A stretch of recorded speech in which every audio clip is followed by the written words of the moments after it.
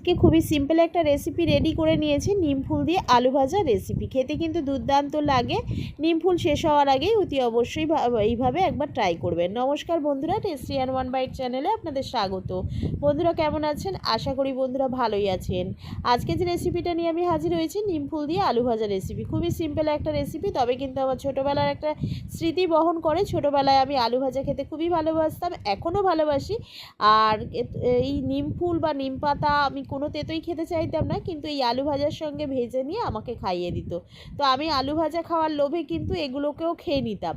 তো সেইটাই আমি আপনাদের সঙ্গে আজকে কিন্তু শেয়ার করব। তো এর জন্য নিম ফুলগুলোকে ভেঙে নেব। যে সকল বন্ধুরা ভিডিওটাকে দেখছেন তাদেরকে অনুরোধ রইল পুরো ভিডিওটা দেখার জন্য। আর যে সকল বন্ধুরা আমার চ্যানেলটিতে নতুন আছেন তাদেরকে অনুরোধ রইল, যদি ভিডিওটা ভালো লাগে লাইক সাবস্ক্রাইব করে চ্যানেলটির পাশে থাকলে আমি কিন্তু নতুন নতুন ভিডিও বানাতে মোটিভেট হব। তো আমি আলুগুলোকে একদম ঝিরিঝিরি করে আলু ভাজার মতো কেটে নিয়েছি, খোসা সমেত ভালো করে ধুয়ে নিয়ে কড়াইতে দিয়ে দিয়েছি প্রায় 2 চা চামচ মতো সাদা তেল দিয়ে আমি আলুগুলোকে দিয়ে দিলাম। দিয়ে নাড়াচাড়া করে নিয়ে স্বাদ অনুযায়ী লবণ, 1/2 চা চামচেরও কম হলুদ গুঁড়ো দিয়ে দিয়েছি। আর এখানে দিয়ে দিচ্ছি নিম ফুলগুলোকে, দিয়ে ভালো করে নাড়াচাড়া করে ভেজে নেব। মিডিয়াম টু লো ফ্লেমে রেখে একদম লালচে লালচে করে ভেজে নিতে হবে, যাতে করে নিম ফুলগুলো একদম মচমচে হয়ে ভাজা হয়ে যায়।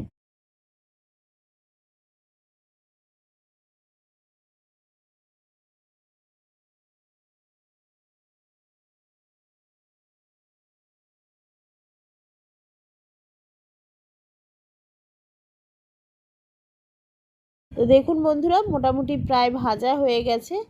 এবারে চেক করে নিতে হবে যে আলুগুলো একদম কুক হয়েছে কিনা। আলুগুলো একদমই কুক হয়ে গেছে। আরও খানিকক্ষণ নাড়াচাড়া করে আমি কিন্তু এটাকে নামিয়ে নিচ্ছি।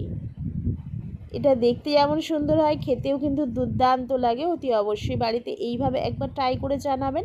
আশা করি আপনাদের খুবই ভালো লাগবে। ভিডিওটা ভালো লাগলে লাইক সাবস্ক্রাইব করতে কিন্তু ভুলবেন না। কমেন্ট করে জানাবেন রেসিপিটা কেমন লাগলো। ভিডিওটাকে বেশি বেশি করে শেয়ার করে দেবেন। তার সঙ্গে বেল আইকনটা প্রেস করে দেবেন। বেল আইকনটা প্রেস করলে সবার আগে নোটিফিকেশান আপনাদের কাছে পৌঁছে যাবে আমি যে নিত্যদিন ভিডিওগুলো ছেড়ে থাকি। আমি আবারও একটা নতুন রেসিপি নিয়ে হাজির হব। ততক্ষণ আপনারা সুস্থ থাকবেন, ভালো থাকবেন। আজকের মতো এইটুকানি। ধন্যবাদ বন্ধুরা।